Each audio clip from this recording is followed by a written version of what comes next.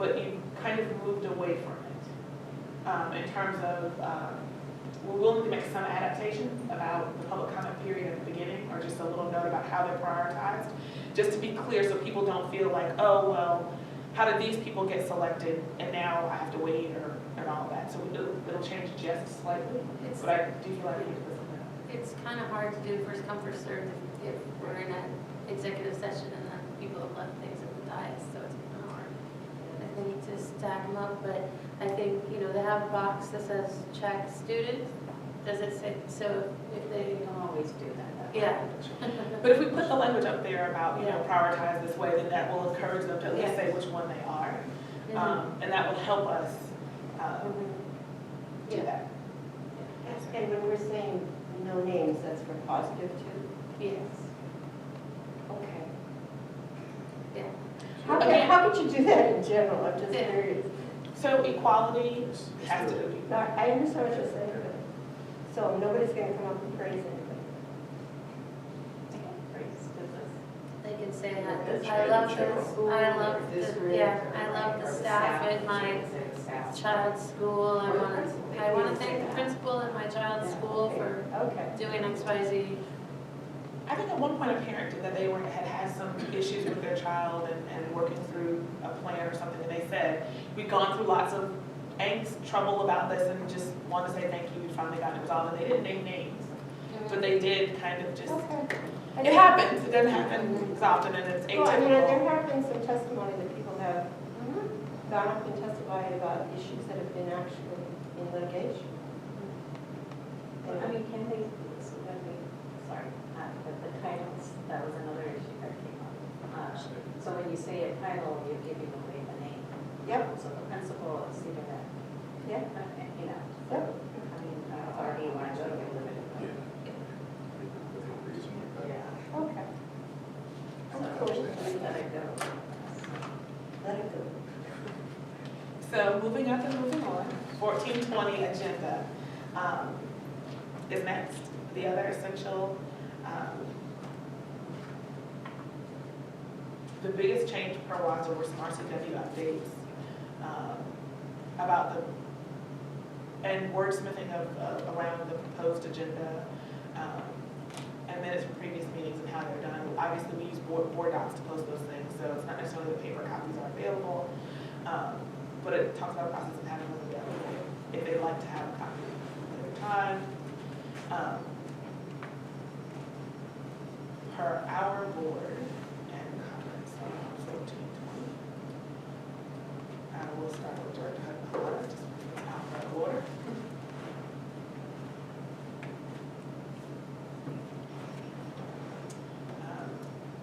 As you talked about, Director Hamada's question was about the 3 days for board members to have materials in advance. That is WASDA's language. We have tried to adapt that and actually make it earlier than that. If you'd like to, it's there in policy, so that is something that we would want to change. What typically happens is it is open for the board to see, probably about a week in advance. It's open to the public to see.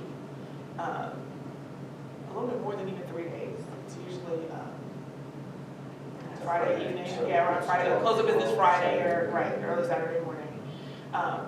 So no one is limited to just the 3 days, although that's what it says, and we can reflect our practice in the policy, if that's a concern. But that starts President Hamada's first comment question. Well, it says at least. So I can add that.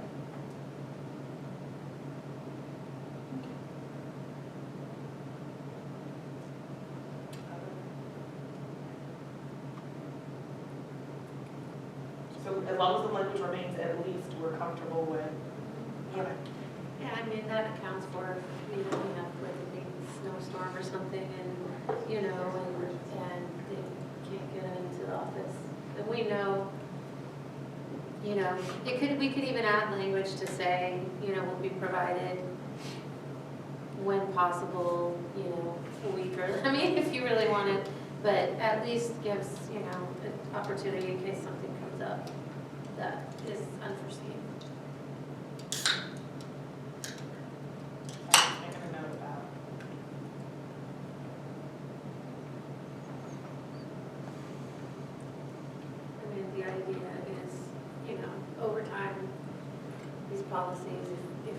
us are here, it's like, it makes, making sure it makes sense to other people. And if it just says a minimum three days, and then it's like, gosh, I wish I had this longer. It's like, so you could add language for future people that would sit on the board to say this, a week in advance, or whatever. Right, unless you can, yeah. So, and I mean, there's some things like the personnel reports and stuff that sometimes don't get in for 3 days, until 3 days before, that I don't see. And so interesting. So this is where we get into, and then there's a little bit of a conflict here with practice and what's required by law. Yeah.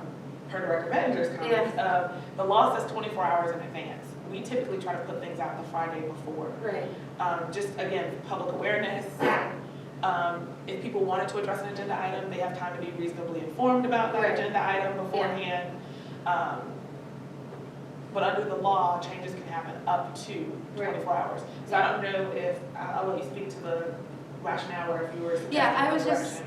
I think more that was a note for myself, so just making sure that they were consistent. And then I see down below, and then I think in this one, I was just, I look at this now and I go, what was I thinking? I think this was one of the first ones I looked at too. But yeah, I just wanted to make sure that it's consistent with the 1400. And it is there Friday evening, and it does say at least 24 hours prior to the meeting for in the superintendent's office. So I just wanted to make sure that we're consistent, and because there's a couple places when looking at these where it's like one policy seems to kind of flop over onto another policy, and just making sure that they're not butting up against each other was my rationale. So I just made a note to double check the alignment of 1400 and 1420 in terms of the timeline for posting. Yeah. So, Yeah. making sure the language is consistent. We're not doing procedures today. So, no. Some comments on the procedures, but we're not as a group. Okay. But that's okay, it's fine. In the interest of time, if we're just. I said, well, no, we can, but that starts to veer us off of Yeah. and into a whole nother realm. But, correct me if I'm wrong, I thought procedures were supposed to be developed by the staff and the secretary. Okay, so why would we be weighing into that line item? Well, they're developed, but we can't wait. It says in one of the policies that Yeah. if it's not consistent with what the policy says, then we don't. Okay, thank you for telling me that. Yeah, so there are things that have maintenance on Yeah. procedures, which I. Per 14, is it related to 1400 or 1420? All of them, I've gone through all of them, but we don't need to do that today, we can do that separately. I Or will- you can read it. I will say that if you and share them, you comment. can incorporate it, Yeah. so. You can read it and comment at some point. So typically what happens with procedure is once the board adopts and takes action on policy, staff then goes back and tries to figure out how to operationalize what the board wishes in policy. And then they are presented back to the board in informational, what those procedural changes are, and the procedure is posted. So that's the way we practiced that. And so if you'd like to share those notes, then we can go back and incorporate that, and then, okay. You know, I don't need to. And then you'll see it again, and here's how we plan to operationalize what you asked for in policy. But I'd like to see mine as comments, how can I do that? I can share them back with you. You cannot comment on them, you can only comment to me. Okay. You can't talk to Maya Because I'm about it. interested. Yeah. And we can do that, we can do that. I can make sure you Okay, have. great. Okay. I mean, what I do think, now that we're talking, and Maya brought that up, it actually made me think that having some general things that we want included in meetings might not be so bad in this, on the agenda, to make sure things are there. So like, I know policy 1400 now states that public comment, but if we add it to the agenda that, that we want to make sure that public comment is at the beginning. Yes, that's good, yeah. Yeah, so, so if we want to add this, that it's important to the board that public comments, there always be allowed public comment at the beginning, that there always be, a legislative update, there always be this or that. If there's things that are, pretty important to board directors that would just want always on the agenda somewhere, it should be consistent, and it should be, if we want it to be consistent, what we have purview over is the policy. So if we want it consistent, we should have it in the policy. And then the agenda, we should have it in the policy, and then the procedure will have to follow the policy. So public comment at the beginning, it should be in this policy if we want it to always have some period of public comment at the beginning. Policy or procedures.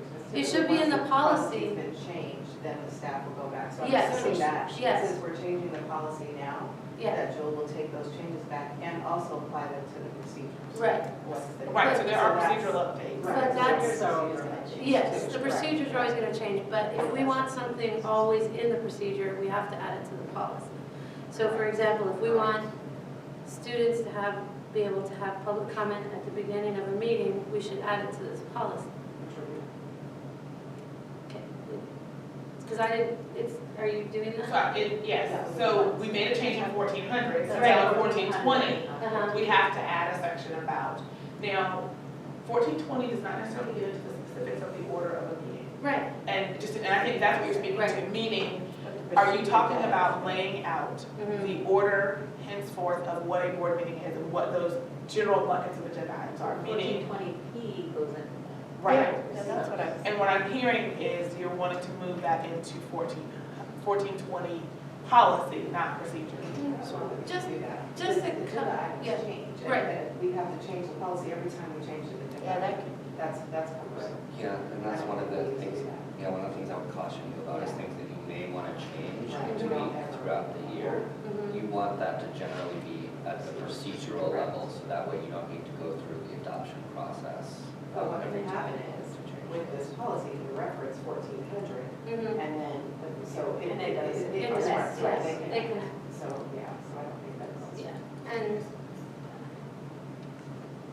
And when you talk about the 1400 procedure, like I said, I do want to see old business in there because there's so many things that just, the loops don't get closed and there's never any, just goes off into the void.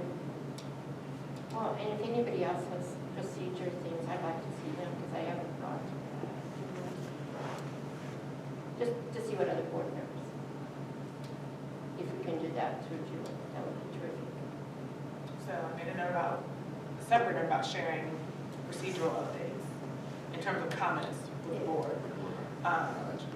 And then I made a note about making the procedural shift reflecting 1400's change in the order of our board meeting. Yeah. Okay. So that's two directors' comments. We've got Director, anything else has a comment. And it may have already been addressed, but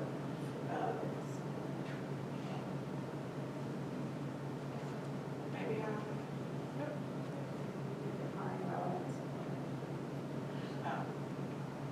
in terms of the public being able to provide in advance, is that what? Yeah, so I know there have been issues with attachments, Personal. But it's not late, it's within 24 hours. it's not just those to record, there are attachments to sessions, presentations. And you say in the timeline, right? Yeah, Okay. 3 days in advance. I mean, there have been things that have come the day before the meeting. Well, I brought a petition up to the board the day I testified, a long time ago. I didn't know it had to. That's a different policy. Back into our action. But yeah, I do, when we look at this too, I just, anything that's voted on, the supporting document, right? Legally, the supporting document has to be in Word docs so the public can see what we voted on. I don't think so. I don't think that's a legal requirement.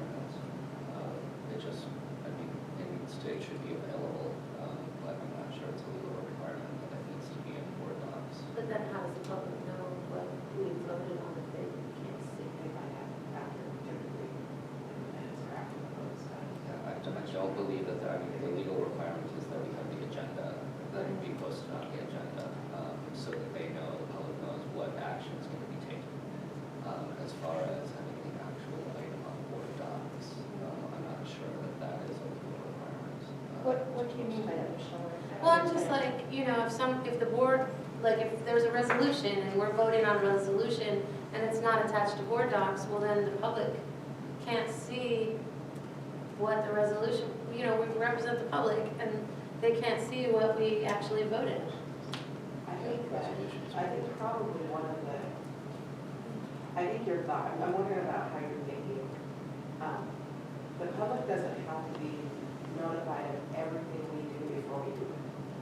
That's not how this works always. You know what I'm saying? I think there are things that we do, but that's not a requirement.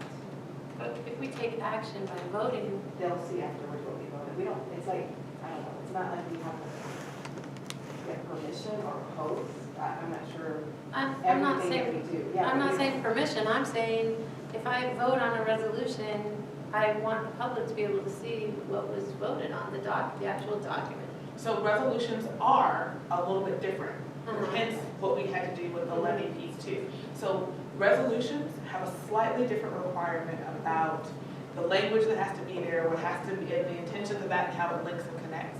And so for those, there are certain instances where those documents have to be there and you state it in a correct fashion within a certain amount of time. In terms of general action items, there's not a requirement of those pieces. It doesn't mean that we can't, but it's not necessarily a legal statute around just general action items for the board. Resolutions, yes, they do. But what about the contracts and things like that? No? But I do think it's best practice to Right. aim to get. And we do, we're trying to get those things out there. It's not that it's I not, mean, it's it's just. getting better, and I know that in the past we've had real issues last year, getting things that being posted up 3 days in advance, you know, even to the board, I don't think we've always seen things. I think that would be really important to see. Well, I think too, though, I think we also have to kind of give credit to the fact that we do things above and beyond what we're required to do. And I think that that's because, again, people might have the understanding that you have, that it has to be posted before, and it doesn't. And so I think, but the fact doesn't mean we won't do it. It's just that it's our standard, but that doesn't, it means that we're doing something that we're not required by law to do in order to help the public. It's not a requirement. And so I think I think the misconception is that people think, because we've done things for so long a certain way, that that's the way that we have to do them, by law, and it's not. Well, it's like, again, in two-way communication, giving confidence to our constituents that we actually have a chance to see something before we vote on it. And so if it's not posted in board docs, then, Well, and there may be certain times that, you know, it would not be advantageous to post things in board docs for thinking about settlement agreements or other things like that, that discuss, you know, specifics about certain individuals. You know, there may be times, or students, right? There may be times when you wouldn't want to post that information on board docs. You know, things that are important that the public needs to see, like budget information for the should be, I mean, we need to get those up earlier than the next one. So, even though, you know, it takes time to compile all that information, it's understood, but we just need to stick to at least. That's the, I think that's what it is for, not necessarily. what we represent. And that's why they should try to elect us to make decisions on their behalf. And you can Yeah. share the information, and the information is shared. But we, as we said, we'll aim to get Which it you done, do. because I think we need to make sure that we're So I did make a note about just staff alignment and adherence to the timeline, not necessarily showing up in policy, but just as I'm making some other notes about other pieces that are related to how we operationalize this. But the big thing that I heard was about the procedural update and adding about the students and the comment section at the beginning of the agenda. The 3-day language is okay as long as it's no, at least 3 days, no less than 3 days. And so for 1420, are there other discussion pieces, additions to proposed agenda? All right. Yay, 16:30. We're almost done with our essential policy. Okay. Essential policy, 16:30 is evaluation of superintendent. And legal references have been updated. Kent has its own language that Watson felt was appropriate and could stay. So they didn't make changes to that. They said it wasn't inconsistent with the law or anything. They did say that if the district wanted to change its particular KSD language, that they would recommend seeking support of legal counsel. And they're always gonna say that if Yeah. it's something that's not in their WASTA language, because they wanna make sure that they're covering themselves related to those Can they issues. make mistakes? Like how? There are a few times. Yeah, there are. They admitted it. So that's the other thing that I wanted to let you know about this, and I apologize, I did not share that. So what I passed on to you in terms of, when you saw the track changes versions of that, that is the version that WASDA delivered to us, with the exception of the KSD formatting of the logo and that kind of thing, like that. It is, so if there are typos and edits, it's not because we can't proofread. I wanted you to also see the product that you invested in, and I hate to say it that way, but I wanted you to see pure the process. So this time, we'll start with Director Bettinger, because you have to be first on the alphabetical list. No. And let me go in and I'll pull up your changes and comments.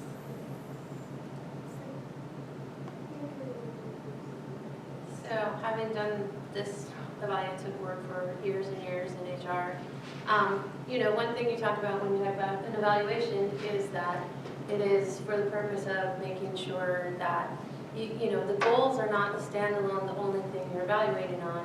It's the whole job performance, because you can have someone meet all their goals, but, you know, like, for instance, you know, someone in sales can meet all their sales goals, but they could have done something that isn't within the company guidelines to achieve those goals. So I've added language that, you know, we have to make sure that when we're evaluating any superintendent in the Kent School District, that we ensure adherence to law, policy, and contract. The job description is 20 years old, so that's another piece for another day. We need to probably update that. But I just added language, making sure that in addition to the goals, we're talking about law, policy, and contract. And when we add that to the job description.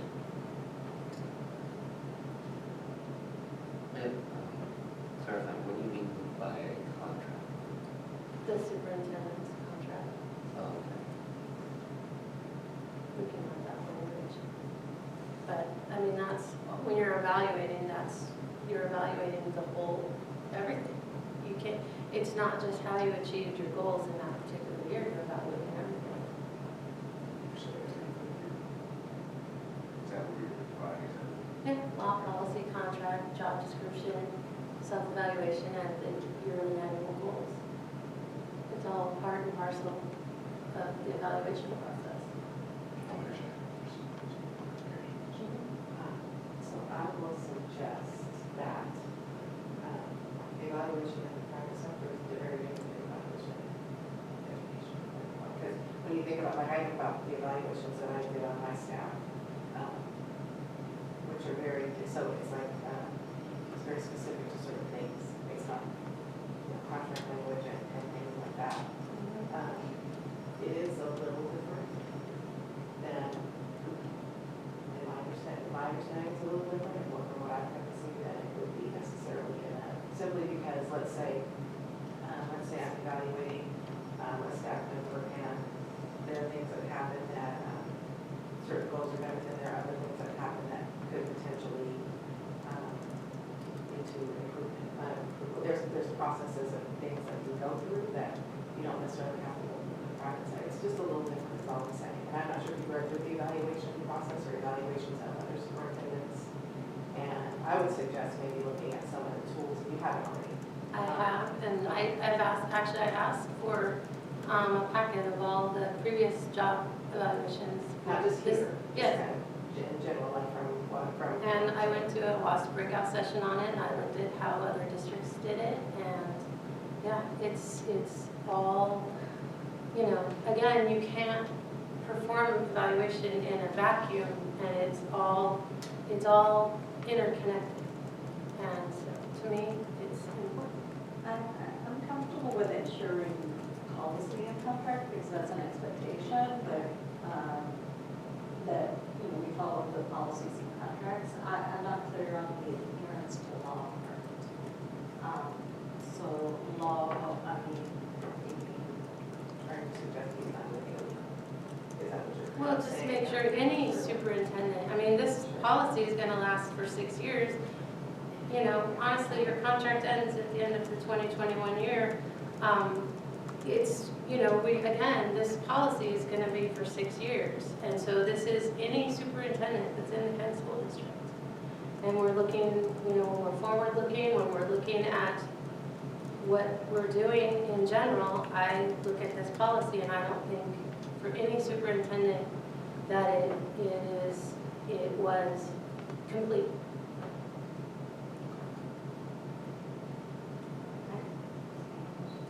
Well, I mean, I don't know what to say. Obviously, you want any person you employ in a government entity to follow the law. So I guess if you have to spell it out, I guess, I don't have a problem with that. And then, you know, I guess, yeah. Or is the assumption that a superintendent does not follow the law? Because that would be the overlying question, because everything's a standard, I believe, for every employee. I think in this district right now, at this point, we need to spell it out, and I think it's good for 6 years for any superintendent. it is part of it in the contract, you Mhm. know, that we're approving, those expectations are there, so do we need to put that in the policy? That's part of the standard contract language. And so, just as a point of information, if we look at policy 1620, it says that the superintendent is the executive officer of the board, but will be responsible for the administration of the school under applicable laws, policies of the board, and the superintendent's contract. So, I mean, I think that it does incorporate those standards that you're looking for under the superintendent's duties in 1620. And that is a new, so we need to clarify that. that's- We're gonna get there, Yes, yes. yeah. There's a whole shifting that will have to happen around 1620. Our version and then we'll have to put their two. Right. Are they very different? I didn't. No, not really, but it's happened before, and where instances where we created our policy, that was district policy, we gave it a number, and then WASDA came along later. Oh, renumber. Yeah, so now we need to renumber ours, or either, if we choose to, we can combine them, or we can have them as two separate pieces, but we'll get there in a few minutes. Well, I mean, I don't think it hurts to reiterate it, does it?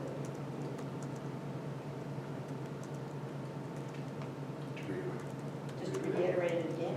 I think the challenge is though is when we're doing the evaluation, are we going to be responsible for checking to make sure laws? That's what I'm saying, I'm not sure where this fits in here.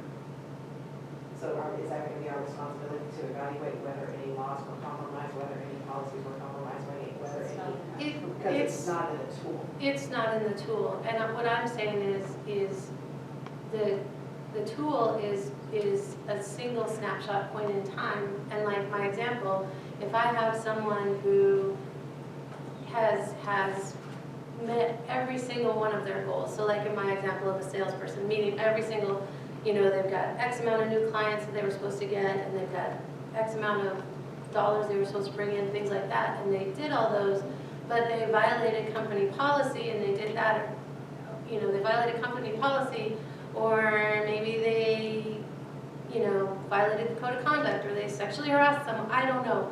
I'm just saying, if this policy, as I read it, as I first read it, the policy exists kind of in a vacuum, and it only takes into account the tool and the goals, and that's a piece of it. So no, I'm not suggesting you have to, you know, evaluate every law, but you have to look at it under that umbrella. You have to say, okay, they achieved all their goals, and they also did it in a manner befitting, you know, someone who leads a school district, that they followed all laws, policies, they did it with utmost fidelity.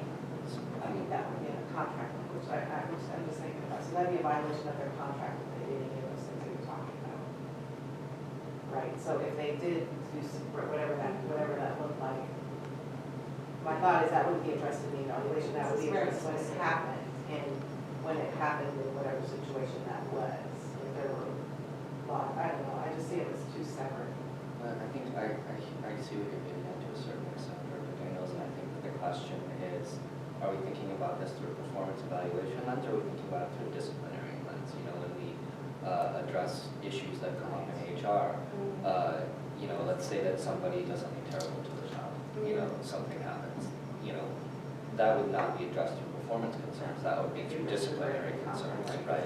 And so that person would be terminated for that thing. It wouldn't show up in their performance evaluation because we're not going to wait until performance evaluation to make that happen. But- So I see what you're.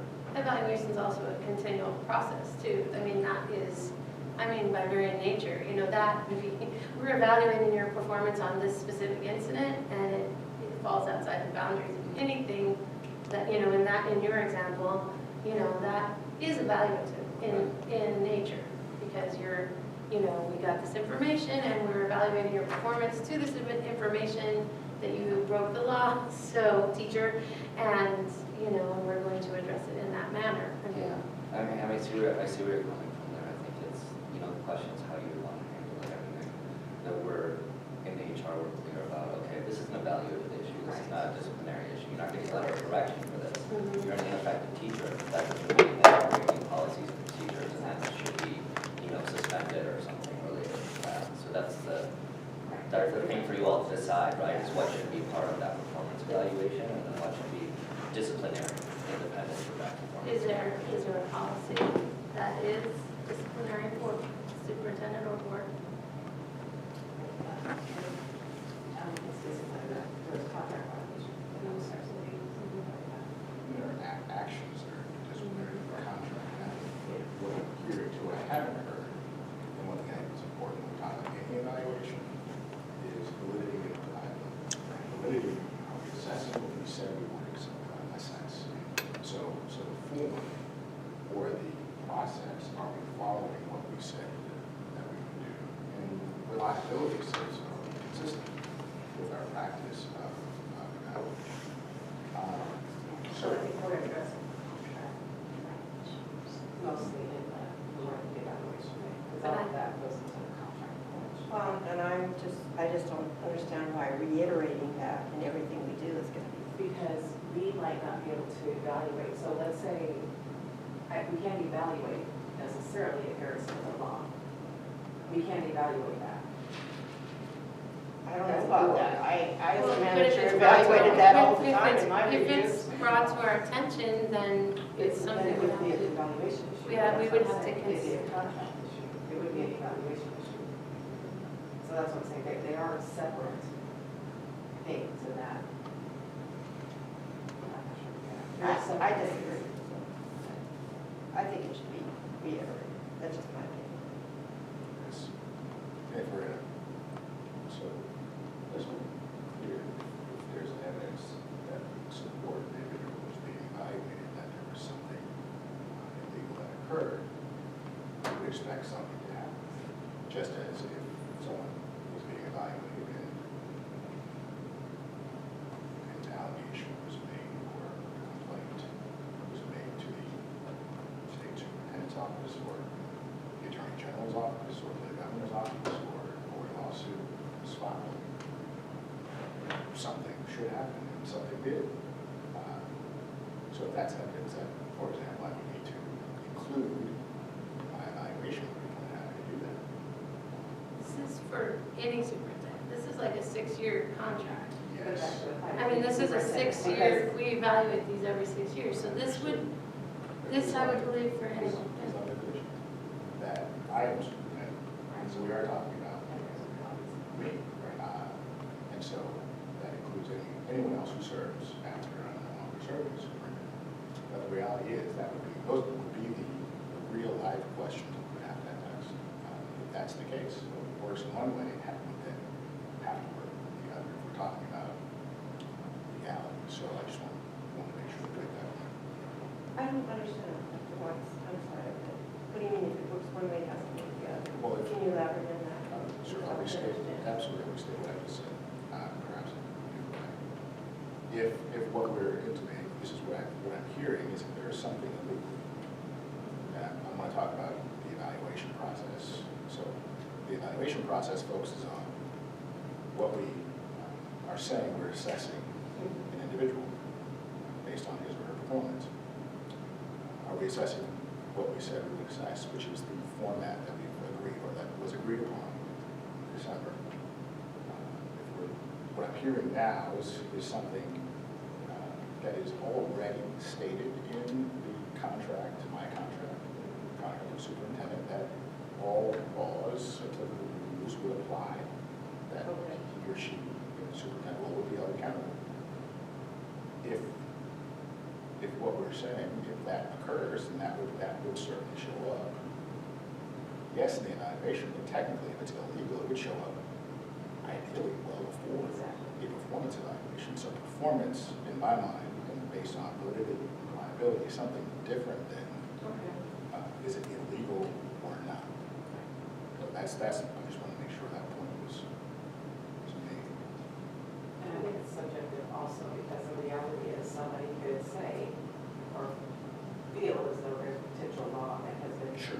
you know, and then, but what it's not. But that doesn't make That doesn't make it true. And so that's why I said, I don't know that we can get into the business of determining whether laws are broken or challenged. I don't think that's our job as part of the evaluation.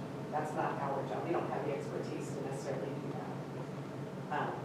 And I don't think we should. It's not our, that's not our consideration here. So I would rather us not try to take on those roles.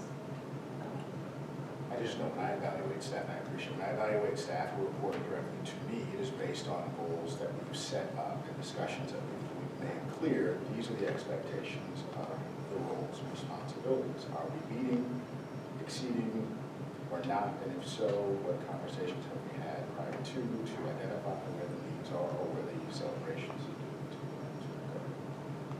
So what I hear again as to consensus is a couple of things. And so what struck me in all of this was, I think what you said, that Director Daniels, about subjectivity. And I think part of this is about clarifying and cleaning up the subjectivity of some of this. And so I think one of the ways that you do that is to lay out and not that you want to list every responsibility and expectation in policy, but using that language about the evaluation period will consist of clear expectations. The one thing that I saw that was missing in this that may help with this is a timeline for communicating it. And that may also help. Meaning that, so maybe you put in there, so in that kind of preambling section is about when the goals, expectations, conversation about adherence to law, policy, contract, whatever, happens at the beginning of a year or at the close of the prior year, and then that then starts the conversation for the next year's evaluation. Because as I read this, and I have the perspective of just being an employer, the way I would evaluate my staff, the way this reads, it implies that the evaluation period the rules of the evaluation could change at any point in time. I know that with my staff, Mariah and Tim would probably have a field day if I changed my expectations of my staff and their responsibilities on their evaluation in the middle of the year. And so what I'm saying is, if we're going to clean up the subjectivity of this, then having this robust conversation about then what are the expectations and when are those expectations communicated, then you can get into how the accountability is handled. And so if that's the piece of what you're trying to do is clean up subjectivity, then having a conversation about, so what's the timeline? So even if it is adherence to law, policy, and contract, when is that communicated? Is it during the evaluation period? Or is that happening at the beginning of the year, laying out the expectations and goals? Because later on it references that there'll be no less than 3 conversations or occasions during the year about improvement or about status. But is that the time when we're having the first conversations about these expectations, or are the expectations laid out in front, or? Or are they part of the contract language? And And they are. That's what it says. oh, okay, so I they don't, are. So- having not seen it, I can't speak to that, but what I just heard was a subjectivity, and so I was like, well, let's clean up Yeah, the those subjectivity. were my comments too on that. Oh, sorry. Well, one question I have is, what's the board involvement on contract language? When you say contract. The superintendent's contract? Any, well, let's go superintendent. I mean, do we actually see this contract and have some input in it? Because I don't know. Yes. So we make help make the language of the contract? I mean, That's and started a contract attorney as well Yeah, as we did.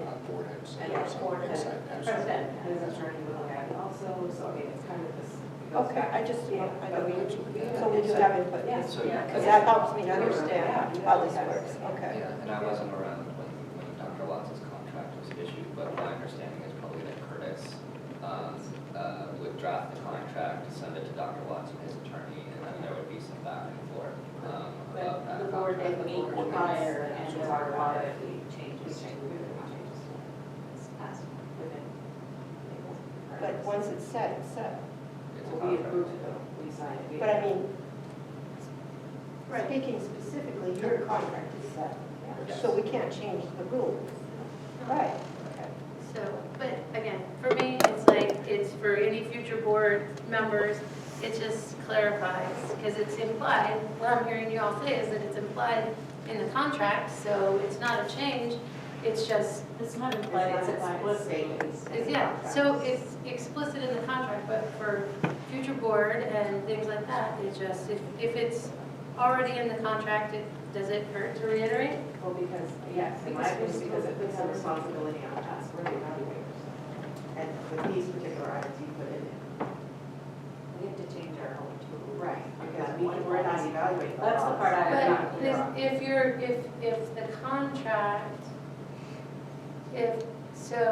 okay, so you're not evaluating against his, Law, we're not checking the laws, we're not. you're not evaluating against his contract? That can stay, but we're talking about the laws and the other pieces that we do. Okay, evaluate. so, but But it the is, law- but the laws are already within the contract, yeah, so you are evaluating. Yes. We're evaluating You have the to be. contract, we're evaluating the performance goals. So now you're saying you're not evaluating. We're not. but like I said, that's why I added this language, because if you're just, I mean, it should be implied that you're always evaluating behavior that's expected through the contract and the job description and the tool, that in addition to, I mean, that's how you evaluate someone. If you have an employee that is not following the rules of the Auburn School District, and yet they've met all their goals, would you still give them the highest possible But grade? there's some Separate contract issues. language, They're separate you issues. can't let someone go based on some egregious actions. Right.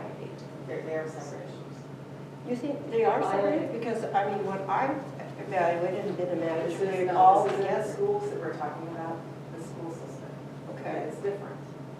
And It's is this different. in law? So you can have a teacher, you can have somebody meeting all of their goals, and over here, maybe a horrible person, that doesn't go towards their, you can't put that will not impact. Oh, that's I'm crazy. not talking That's about, crazy. then. I'm not talking about personality, I'm We're talking about, extreme issues. I'm not talking about being a horrible person, I'm not talking about personality, I'm talking about the goals for the year should not be mutually exclusive from the contract and Absolutely. laws and policies and things like that in any organization. I don't, they're not, Absolutely. I mean, again, like I said, if you're evaluating the performance of one of your employees and they're violating school policy, but they've achieved all their goals, would Yeah, they get yeah. an No, excellent I'm just performance saying they're review? separate issues. So if you're evaluating an employee based on performance goals, which is the evaluation that we do, if there's a law, that's a contract violation issue.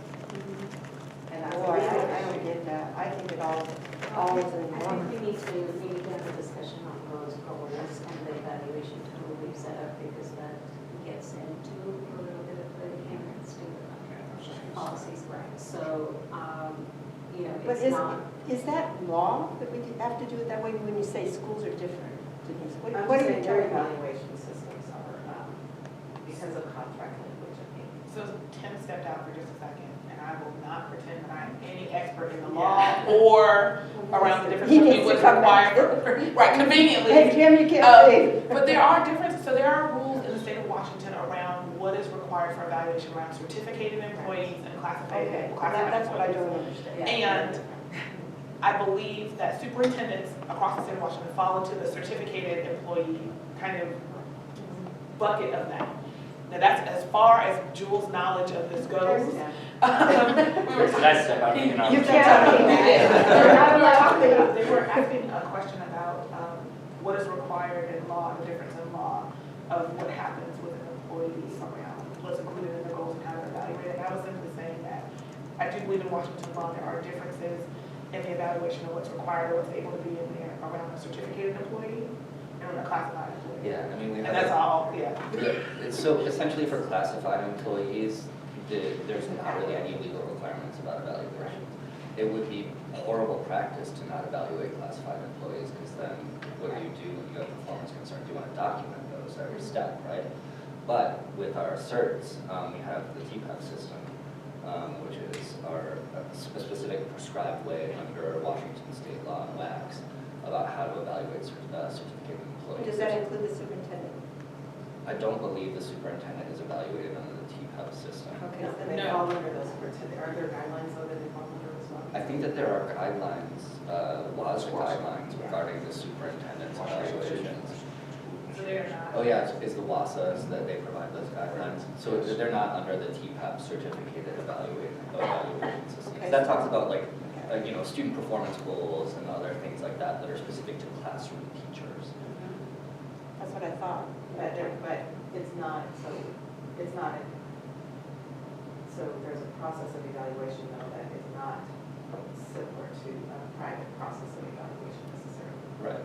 It's different. Yeah, it's They're prescribed. different. There's prescribed and there's laws and protections and processes that exist for some staff of educate that do not exist for other people. But you're just telling me that's WASDA's best No, practice. that's state law. Well- Okay, I'm asking for state law. Well, for state law regarding the evaluation of superintendents or the rating out, or the evaluation of certain staff, I don't think that there is state law that prescribes the evaluation of superintendents. Okay. But again, I know that there are the Washington School Administrators Association. But those are guidelines. suggestions, right? Best Yes, practices? best practices, I would say. But that doesn't mean it has to be. I don't believe so, but, I'm the first to say when I don't know everything about a topic, and I don't know everything about superintendent evaluations, since I haven't been involved Well, in a lot even of those WASDA has discussions. gone back and forth on that, I'm sure, with WASDA, they don't have a clue, I mean, they've done some things, and so we've had to kind of come up with our own tool, because they don't have anything set in stone. Yeah, they've had, so evaluation tools or instruments that are used, that subscribe to what I shared earlier, which is validity, reliability, are we assessing what we said we would assess, and are we doing that in a consistent manner? And what I know is that WASDA and WASA in partnership are now working on a next iteration of superintendent evaluation. So so this might be a good time for us to pay attention to that process, and especially as we're talking about policy. But there are specific tools and instruments that outline what can happen should or suggested ways in which we would operate an evaluation process, from the tool itself to how long to when it would actually be done.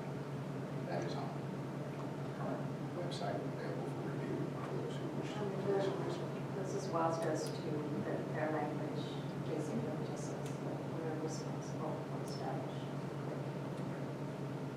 But what you're saying to me, those are suggestions. Heavy on suggestions. It's not, you are responsible for evaluating the superintendent, that's not a suggestion. There are parameters. Right, but how you operate in that space, within certain confines, I'm sure we want to make sure that, we're not discriminatory in the way we evaluate the No, I mean, superintendent. there is a difference. There are some confines, right, but, I think you have some flexibility to develop your own evaluation system. So when Denise is saying school systems are different, they're not really different. They're chosen to be different by WASDA. No, actually, I mean, So maybe superintendent? maybe, yes. Well, but just being a public employee is different than being a private employee as far as the evaluation experience goes. But it's not by law. Some of it. There are laws. Some of it, So I just asked you about the law. right, so, You referred to WASDA and WSSA or something. But superintendent is. so what I'm saying is that as a public employer, we have to, we can do certain things that you could do as a private employee. like grant somebody First Amendment rights Right. because of the fact that we are the government, Right. right? So there's certain things that we can and can't do. Certain people can't fire at will, Right. So we can't do that. There's a process, there's a process with investigation that I think has to happen in certain parties, right? Even when terminations happen, possibly for cause, there's still a Right. process There's for still a appealing process. that, and right, so all of those kinds of So things. there's a, Yeah, so I apologize if I misunderstood your question, President Collins, but there are laws that apply. Gotta listen to No, detail. I understand, there are laws that apply, but there's not a specific prescribed superintendent evaluation in the state of Washington that we have to follow. So all, already. so right, so all of that goes back to, and it is, there's reasons why boards are odd numbers and not even.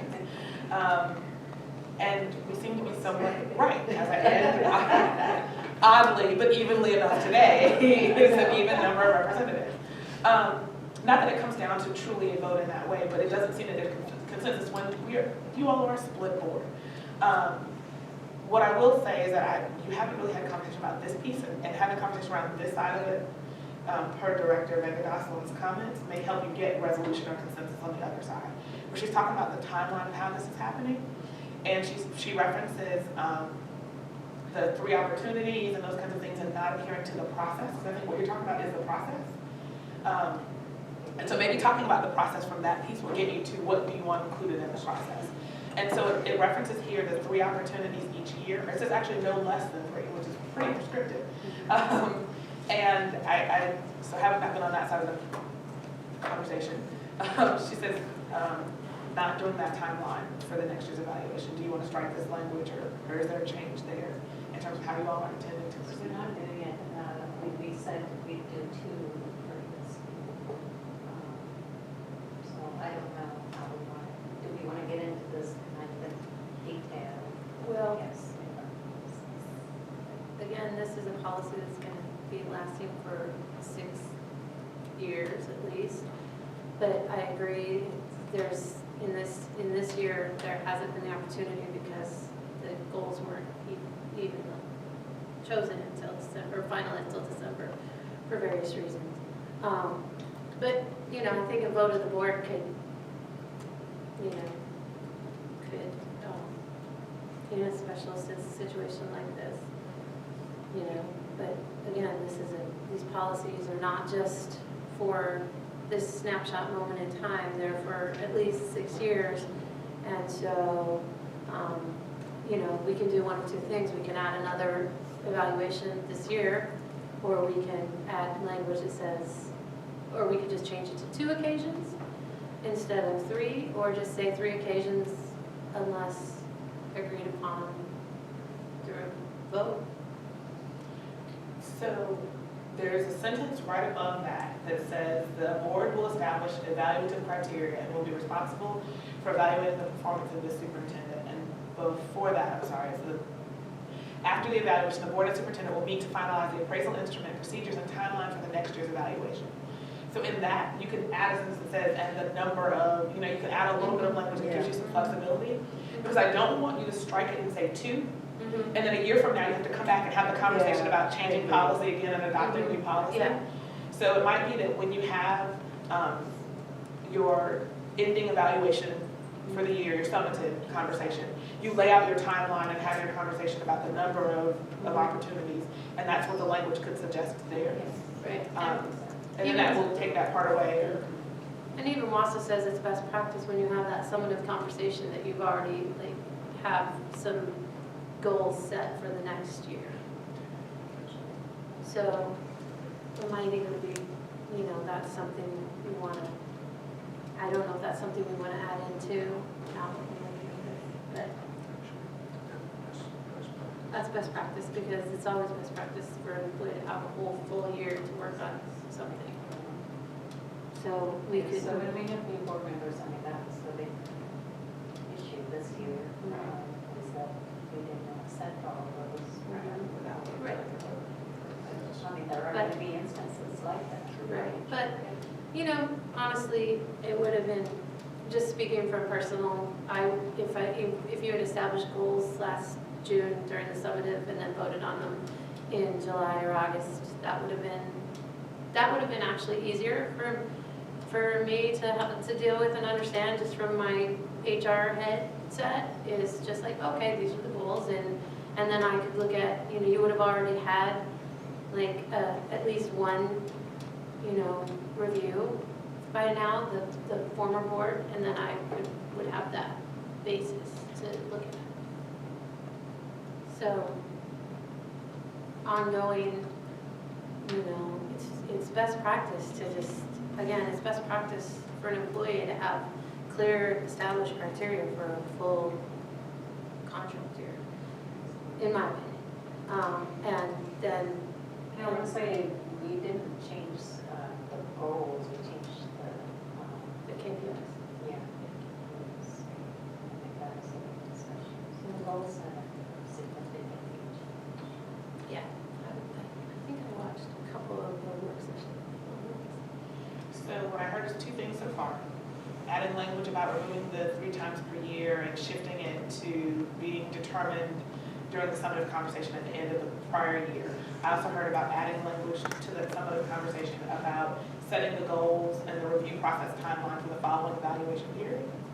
So we're on a roll. We've got consensus on 2 things, and now I'm kind of going to guide you back to that last piece of, so where are we standing with what's there?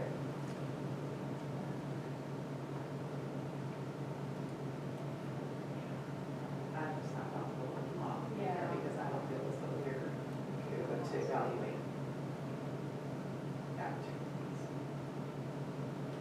I just said policy and contract, because, I'm good with that, it's just a law firm, but well, law is implied is in the contract, so. Yes, it's on track. Yeah.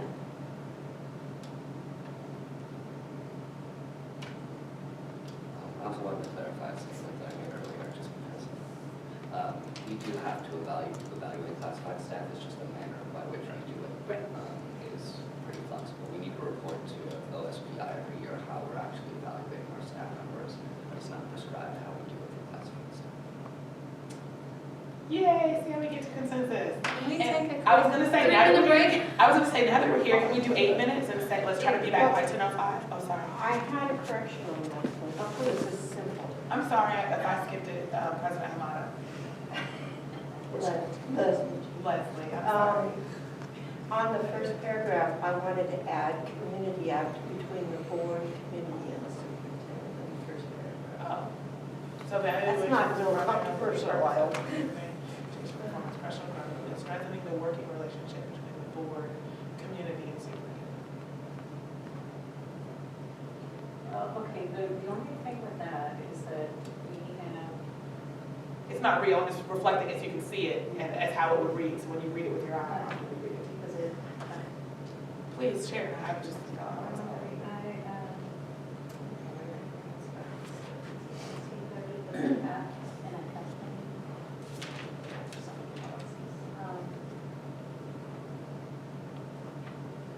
does that apply that the community has an Oh. evaluation? Sorry. Most of best practice says that the community, that you should request information from the community. I sat in on that very first work session when Colleen Miller was here, and that was part of what she suggested is, getting, feedback from the community. There is a board superintendent relationship policy that has to do this, I think, so. Okay. it's okay, no, it's not that we're not there, it's just No, that, I'm wondering what is it? It's right here, 16. but under hours, I think it's board, yeah, this is where we get into the, this is where we have the difference of, Oh, okay. of Oh, opinion. it's descriptive labels. Right. Yeah.